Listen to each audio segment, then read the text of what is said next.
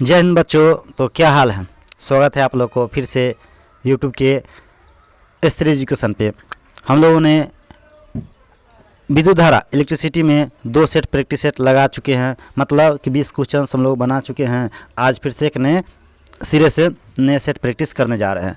तो आप लोग कॉपी किताब निकाल लीजिए और सेट प्रैक्टिस कीजिए और देखिए कि आपको कितना आंसर सही हो पाता है। अच्छा लगता हो तो कमेंट लाइक करना ना भूलें। शुरू करते हैं। कह रहा है क्वेश्चन में, विद्युत फिटिंग में एक तार को भू संपर्कित किया जाता है, इसका कारण क्या है। जब आप लोग घर में और कहीं पे भी कोई भी डिवाइस इंस्टॉल करते हैं, लगाते हैं, तो एक तार तो लाइव वायर होता है जिसको मेन तार कहते हैं, लाल तार। एक करते हैं हम लोग अर्थिंग, जो घर में किसी रड से बांध देते हैं या हलाते हैं। ऐसा करते क्यों हैं? तो ऑप्शन देख लीजिए। ऑप्शन आप लोग को सामने दिखा रहा हूँ, देख लीजिए ऑप्शन, पढ़िए। तो इसका आंसर है, यदि लघु पतन हो जाए तो धारा भूमि में चली जाएगी। लघु पतन क्या होता है? Short circuit. यदि आपके विद्युन्मय तार लाइव वायर न्यूट्रल वायर से क्या करता है, कनेक्ट हो जाता है, उस स्थिति में क्या होता है, रेजिस्टेंस ना 0 हो जाता है, जिससे करेंट ना बहुत हाई अमाउंट में क्या होता है, आपके जो तार होता है, घर के जो बोर्ड होता है, सर्किट होता है, उसमें फ्लो होने लगता है, जिससे क्या होता है, आपका पंखा, आपका बल्ब, आपका रेडियो, फोन, ये सब क्या हो सकता है, ब्लास्ट कर सकता है, उसमें शॉर्ट सर्किट होता है। इसलिए एक तार को ना अर्थिंग कर दिया जाता है, ताकि ह्यूज अमाउंट में जब भी करेंट फ्लो हो तो वो क्या हो जाए, अर्थ को चले जाए। ठीक है, तो इसका ऑप्शन क्या हो जाएगा, ए। चलिए बढ़ते हैं आगे की ओर।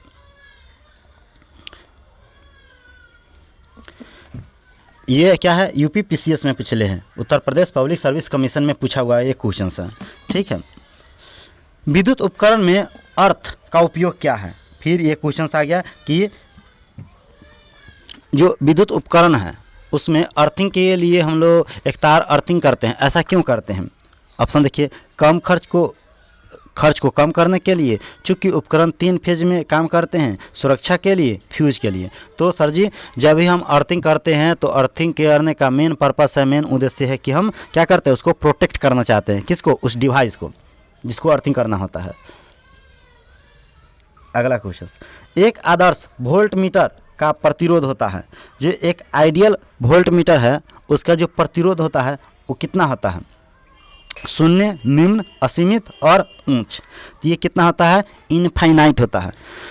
वोल्ट मीटर के बारे में थोड़ा समझा देते हैं। वोल्ट मीटर ना किसी भी सर्किट में हमेशा पैरेलल में, मतलब समानांतर क्रम में जुड़ा होता है। वोल्ट मीटर के सही मात्रा में वोल्ट होता है, और एक आइडियल वोल्ट मीटर का जो रेजिस्टेंस होता है वो इनफाइनाइट होता है, अनंत होता है। तो इसका आंसर हो गया सी। आगे देख लीजिए क्वेश्चंस क्या है, पढ़िए क्वेश्चंस को। किसी परिपथ में एक बिंदु पर मिलने वाली धाराओं के बीच ये योग होता है। अच्छा, ये ना एक्चुअली होता है, ये किरचॉफ्स, आप लोग पढ़े होंगे KVL और KCL। तो ये क्या है, KCL है, किरचॉफ्स करंट लॉ। किसी परिपथ में एक बिंदु पर मिलने वाली धाराओं का बीजीय योग कितना होता है, 0 होता है। ठीक है, कितना होता है, 0 होता है। Incoming current, the sum of all incoming current at a node is should be 0। ठीक है, तो इसका आंसर क्या हो जाएगा, बी हो जाएगा। अगला क्वेश्चन है, न्यूमेरिकल क्वेश्चन है। अब न्यूमेरिकल को मैं बना देता हूँ। क्या कह रहा है कि रेड ले रहा हूँ कि एक चालक का प्रतिरोध 440 ओम है। यदि इसे 110 वोल्ट के स्रोत से जोड़ा जाए तो इससे कितनी धारा प्रवाहित होगा।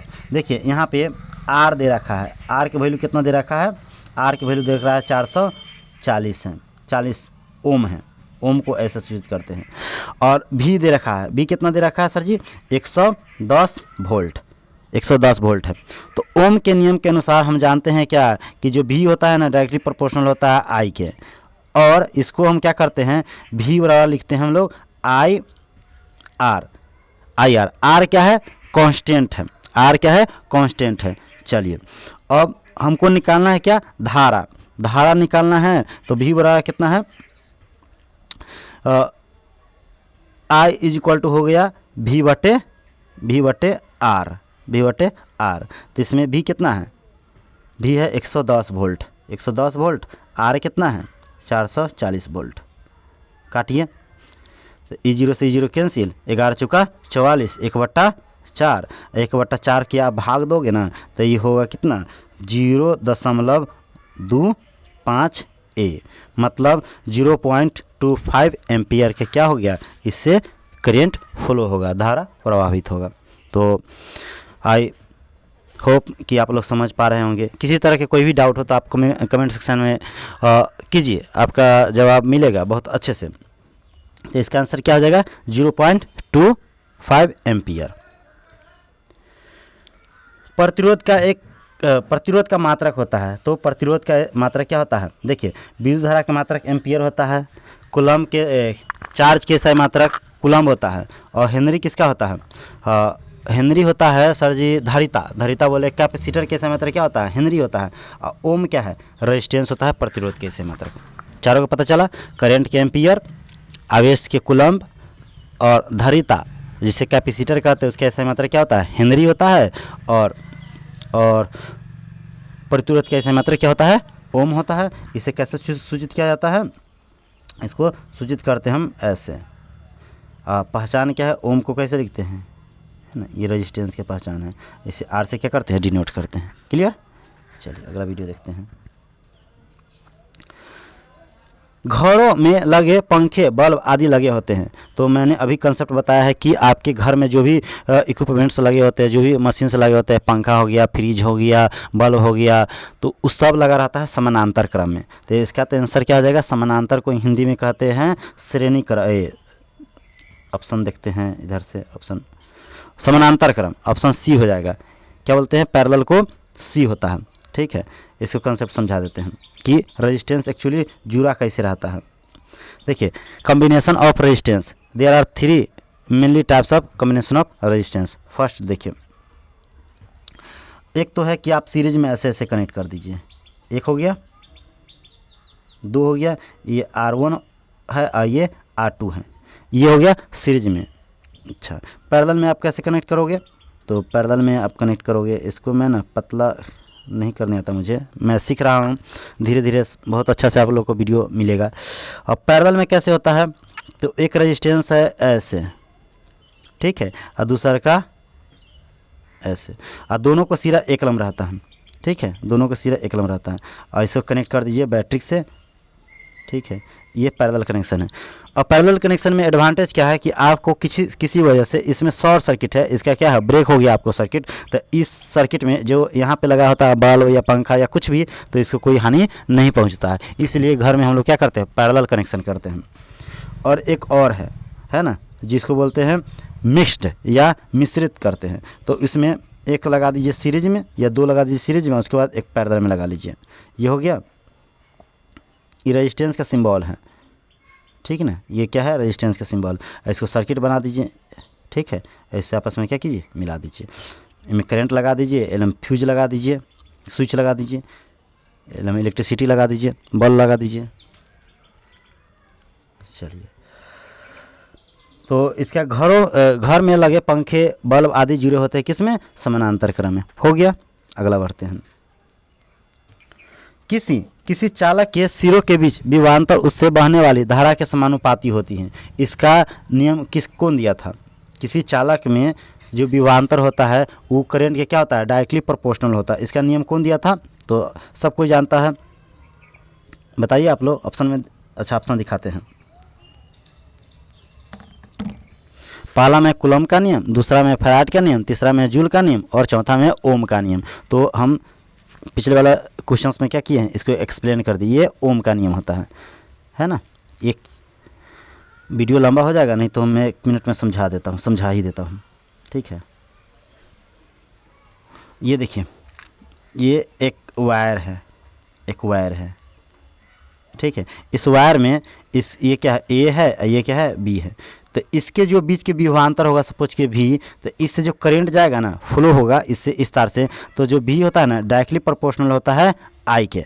भी के जितना वैल्यू होगा, वोल्टेज जितना देंगे उतना ही मात्रा में क्या करेगा, करंट सप्लाई होगा। इसी हम क्या करते हैं, भी को लिखते हैं IR। आर क्या है, प्रोपोर्शनलिटी कांस्टेंट है, जिसे क्या बोलते हैं, रेजिस्टेंस बोलते हैं। क्लियर। अगला क्वेश्चन है कि यदि किसी तार का त्रिज्या आधी कर दी जाए तो उसका प्रतिरोध क्या होगा। तार के त्रिज्या को क्या कर रहा है, आधी कर रहे तो उसका प्रतिरोध कितना हो जाएगा। तो इसमें भी न्यूमेरिकल है, ठीक है, हल्का समझाने की कोशिश कर रहा हूँ। थोड़ा वीडियो तो लंबा होगा लेकिन आप धैर्यपूर्वक देखोगे तो समझ में आ जाएगा। देखिए रेजिस्टेंस का नियम होता है, आर का नियम है कि आर ना डायरेक्टली प्रोपोर्शनल होता है एल के, तार के लंबाई के, और आर जो होता है ना इन्वर्सली प्रोपोर्शनल होता है 1/एरिया के। ये क्या है, तार है जिसका क्रॉस सेक्शन एरिया ये रहा, ये क्या है, ये क्या है, क्रॉस सेक्शन एरिया है, और लंबाई क्या है, ये एल है, ठीक है। तो यहाँ क्वेश्चंस में कह रहा है कि यदि किसी तार की त्रिज्या आधी कर दी जाए तो उसका प्रतिरोध कितना हो जाएगा, आधा रह जाएगा, 2 गुना रह जाएगा, 1/4 रह जाएगा, 16 गुना हो जाएगा। तो इसको आप लोग ना कैलकुलेट करना, इसका जो आर होता है,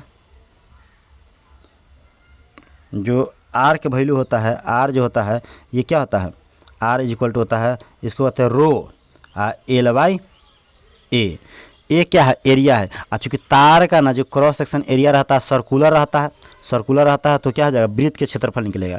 क्या निकलेगा, वृत्त के क्षेत्रफल निकलेगा। अच्छा इस वीडियो को तो मैं समाप्त करता हूँ क्योंकि लॉन्ग हो जाएगा। अगले वीडियो में यदि कंसेप्ट ना समझ में आए तो आप क्या करना, कमेंट करना, मैं इसको सोल्यूशन दे दूँगा, ठीक है। इसका आंसर हो जाएगा 16 गुना, है ना, इसका आंसर हो जाएगा 16 गुना, ठीक है। अगला लास्ट देखते हैं, ओम का नियम क्या परिभाषित करता है, ठीक है। ओम के नियम क्या परिभाषित करता है, प्रतिरोध को, केवल धारा को, केवल वोल्टेज को, धारा और वोल्टेज दोनों को। यही आंसर है, ठीक है। देखिए V directly proportional to I when V is equal to IR। तो इसमें V और I को डिफाइन करता है, R क्या है, R सर जी कांस्टेंट है, ठीक है। तो वोल्टेज और करंट दोनों को क्या करता है, डिफाइन करता है ओम्स लॉ। तो वीडियो अच्छा लग रहा होगा तो लाइक कीजिए, कमेंट कीजिए, मिलते हैं अगले वीडियो में। जय हिंद।